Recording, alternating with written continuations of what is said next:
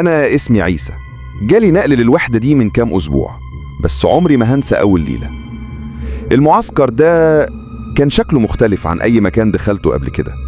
السور عالي بس الطوب متآكل، والأسلاك الشائكة باينة كأنها مصدية من سنين ما شافتش ترميم. البوابة الحديد الكبيرة كانت بتصدر صرير عالي كل مرة تتفتح، وكأنها بتصرخ إنها مش عايزة حد يدخل. وأول ما دخلت ريحة تراب قديم ورطوبة ضربت في وشي. العنابر كانت شبه المقابر، سراير حديد قديمة مرمية جنب بعضها وفيها خدوش كأن في حد كان بيدق عليها بضوافر أو مسمار. الكهرباء ضعيفة، اللمبة كانت بتنور ثواني وتطفي، وساعات تفضل ترعش لحد ما دماغك تدوخ. في حاجة في الجو مش طبيعية، حاجة تخليك حاسس إنك مش لوحدك حتى لو مفيش حد حواليك.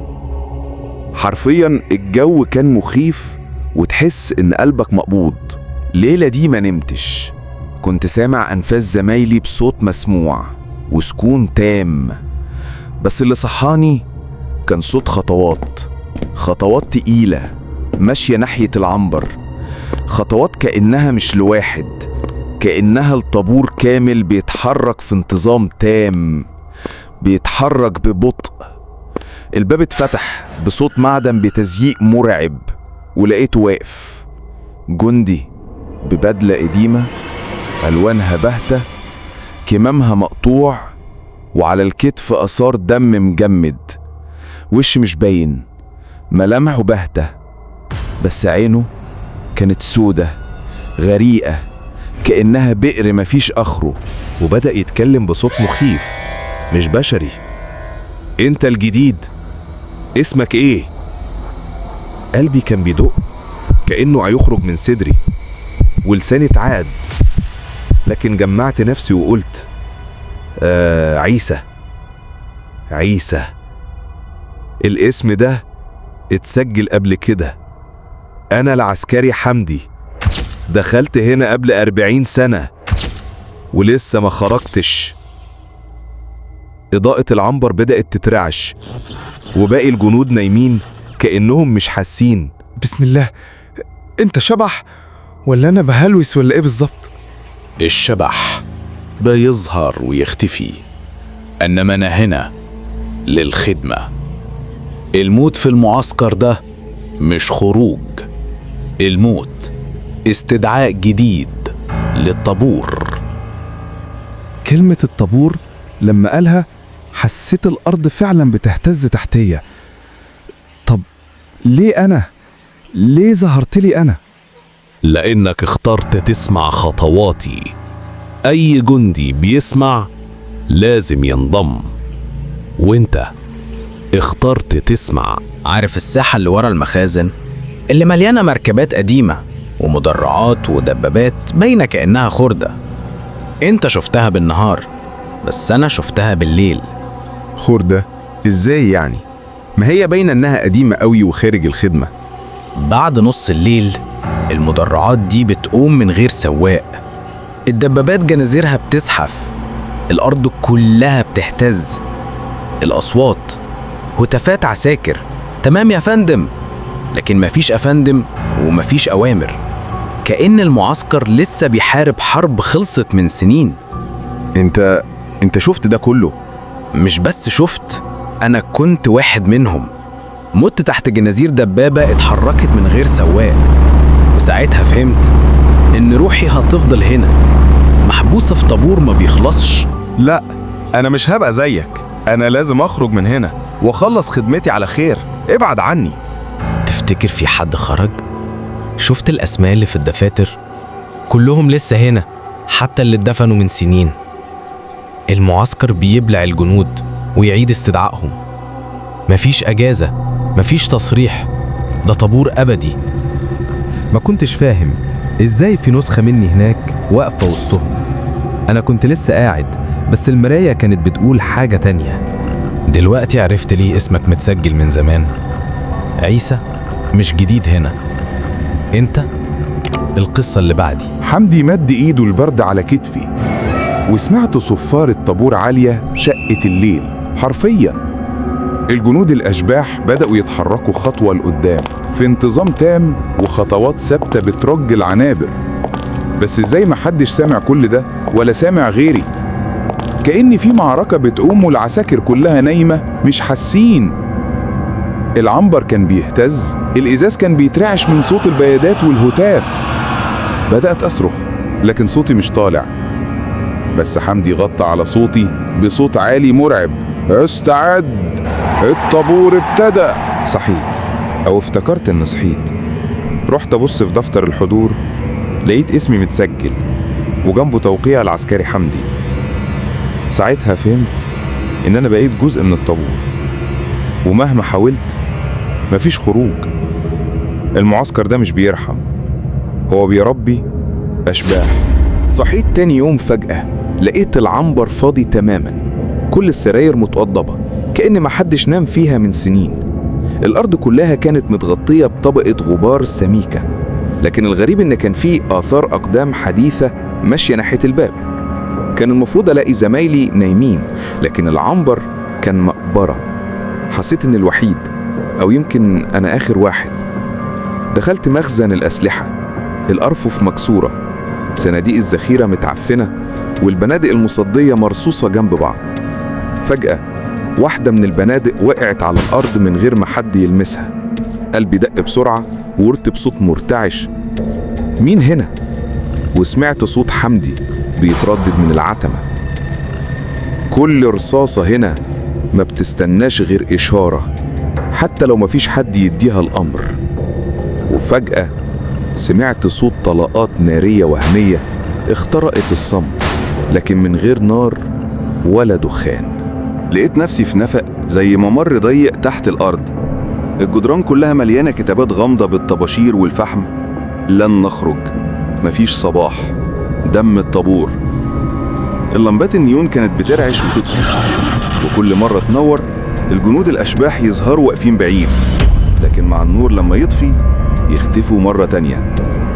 الممر كان أطول من أي طريق مشيته، وكل خطوة كنت حاسسها بتاخدني أعمق في الجحيم. قدامي كان في باب حديد ضخم عليه قفل مصدي، اتفتح لوحده بصرير مزعج. دخلت لقيت غرفة مليانة خرايط قديمة كلها دواير حمراء حوالين المعسكر. على المكتب كان في دفتر كبير مفتوح على صفحة واحدة: كشف حضور، مكتوب فيه أسماء جنود وتواريخ موتهم. همست لنفسي: ده دفتر الأرواح. لكن صوت حمدي جه من ورايا: ده مش دفتر، دي أوامر، اللي اسمه مكتوب ما بيخرجش. فقدت الوعي، وفجأة لقيت نفسي في الساحة. الطابور كان كامل، مئات الجنود واقفين في صمت خانق. الهوا كان تقيل والغبار بيلف حوالين رجليهم. صفارة حادة دوت فجأة غطت على المكان كله، وكل الجنود اتحركوا خطوة لقدام. صرخت بأعلى صوتي: سيبوني، أنا مش واحد منكم. لكن حمدي وهو واقف جنبي بص لي وقلبه برود: قلنا لك اللي يشوف الطابور لازم ينضم. جريت بكل قوتي ناحية بوابة المعسكر. البوابة كانت باينة قدامي وقريبة، لكن مهما جريت كانت بتبعد أكتر. السما فوقي اتحولت لسواد قاتم، والصراخات ملت الجو حواليا. وكل مرة أخطو خطوة كنت حاسس إني برجع لنفس النقطة. المعسكر كان بيتمدد بيتسع، كأنه سجن أبدي بيتشكل مخصوص على مقاسي. وقعت على الأرض، جسمي منهك. رفعت عيني لقيت الجنود الأشباح محوطيني في دايرة، وفي النص كان حمدي واقف ماسك دفتر الحضور. قال بصوت ضخم رج المكان: عيسى، وقع. صرخت وانا بعيط: لا مش هوقع. وشه اتغير وبصلي بغضب وقال: محدش خرج من هنا من غير توقيع. وفجأة الدفتر طار لوحده لحد ايدي، والقلم نزل في صباعي كأنه قوة خفية بتجبرني اكتب. بصيت في الدفتر لقيت اسمي مكتوب بخط ايدي. الجنود رفعوا راسهم مرة واحدة وعيونهم كلها لمعت باللون الأحمر المتوهج. الصفارة الأخيرة أعلنت بداية طابور جديد، ولقيت نفسي واقف معاهم، نفس الابتسامة الميتة على وشي. وساعتها فهمت أنا ما كنتش آخر واحد، أنا بس الحكاية اللي جاية. وشفت المشهد الأبدي، الطابور ممتد بلا نهاية والمعسكر بيختفي في الضباب. تاني يوم صحيت على نور شمس باهت. الجو كان بارد بشكل غريب. سمعت صوت صفارة، الطابور. قمت بسرعة وبصيت حواليا. العنبر اللي كان فاضي بالليل لقيته مليان جنود قايمين بيجهزوا نفسهم كأن مفيش حاجة حصلت. المكان اللي كان صحراء صامتة بقى مليان حياة. واحد من الجنود قال لي وهو بيهزر: يلا يا عيسى ما تتأخرش، أول يوم ليك. ساعتها اتسمرت في مكاني. قلت في نفسي: إزاي؟ ده كان كله فاضي امبارح، أنا مش مجنون. الساحة كانت مليانة جنود لابسين زيهم، واقفين صفوف منتظمة. الجو طبيعي، والضابط ماشي بيراجع التشكيل. كنت واقف في الصف عادي، لكن عيني راحت لورا. هناك ورا الطابور البشري كان في طابور تاني شفاف، أشباح جنود بيتحركوا بنفس الخطوة بنفس التوقيت. قلت لنفسي: كنت واقف وسط زمايلي، بس عيني ما قدرتش تتجاهل اللي وراهم. طابور تاني، نفس الشكل، نفس الخطوة، بس أشباح. بعد الطابور رجعت العنبر وسألت واحد من زمايلي: انت سمعت حاجة غريبة بالليل؟ بصلي باستغراب وقال: ايه يعني؟ قلت: صوت جنازير او خطوات. ضحك وقال: ده انت شكلك بتحلم كتير، المعسكر بينام زي القبر. ساعتها حسيت قلبي بيقع. هو غلط، انا عارف ان في صوت وانا مش بهلوس. رجعت للمخزن اللي دخلته بالليل. النهار كان مدي المكان منظر عادي، البنادق الصيدية مرمية، الطلاب مالي الأرض.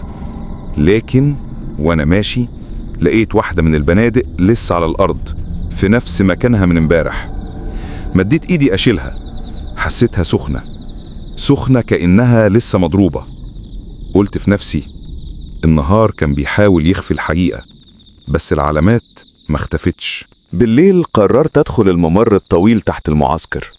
المرة دي ما كنتش لوحدي، فؤاد واحد من زمايلي كان ماشي جنبي. الجدران كانت مليانة كتابات واضحة بالنسبة لي: لن نخرج، دم الطابور، مفيش صباح. وقفت مصدوم وبصيت لفؤاد: ازاي مش شايف الكلام ده؟ بصلي بقلق وقال: انت شكلك مرهق يا صاحبي، الجدران فاضية، خلينا نرجع. كنت متأكد هو مش شايف اللي أنا شايفه. دخلت الغرفة اللي فيها الخرايط والدفتر. المرة دي لقيت الدفتر مقفول. مديت ايدي افتحه، وفجأة حمدي خرج من الضلمة. قال لي: قلت لك ما تقربش من الأوامر. صرخت فيه بعصبية: ليه أنا بالذات؟ رد عليا بهدوء مرعب: لأن اسمك مكتوب من قبل ما تيجي. الليل نزل والساحة اتملت بالجنود.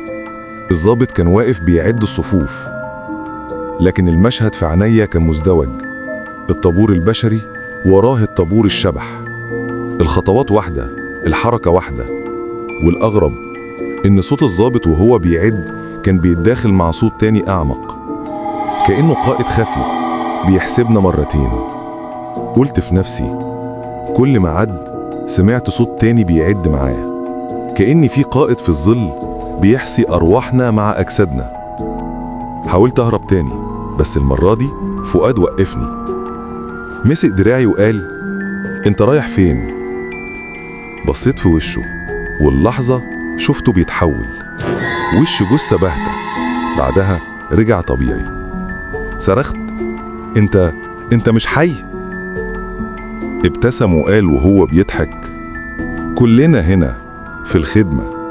وصوته اتداخل مع صوت حمدي لدرجة اني معرفتش مين بيتكلم.